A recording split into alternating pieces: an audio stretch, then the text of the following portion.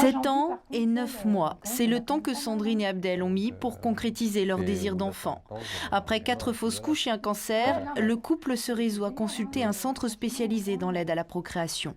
Stimulation hormonale, ponction d'ovules, transfert d'embryons, les effets secondaires d'un traitement contraignant pour Sandrine s'ajoutent aux espoirs déçus d'un couple en mal d'enfant. Vous voyez des femmes enceintes partout. Je supportais même plus à la télé de les voir. Non, mais la fête des mères, c'est une catastrophe. Hein. Plein de trucs comme ça.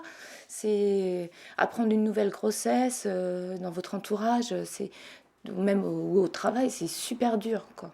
Surtout que ça paraît tellement simple pour les autres et c'est tellement compliqué pour vous que des fois c'est ressenti comme une injustice, hein, vraiment. Hein. Ouais, voilà. Nous, c'était plus, on avait le sentiment qu'on n'allait jamais voir le bout du tunnel et qu'on n'y arriverait jamais, quoi.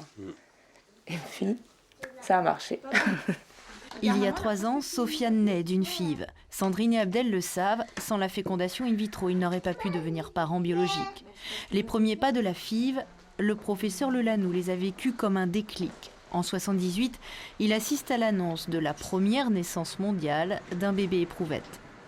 J'avais senti qu'il se passait quelque chose de très particulier, de nouveau.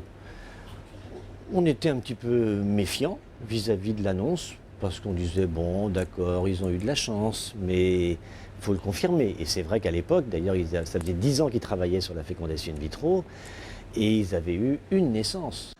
Depuis, la technique de la FIV s'est considérablement améliorée.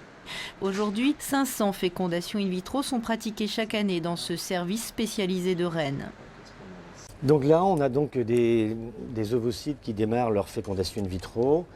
Il y a eu une douzaine d'ovocytes qui ont été prélevés ce matin. Et donc, ils viennent d'être mis en contact avec les spermatozoïdes du conjoint.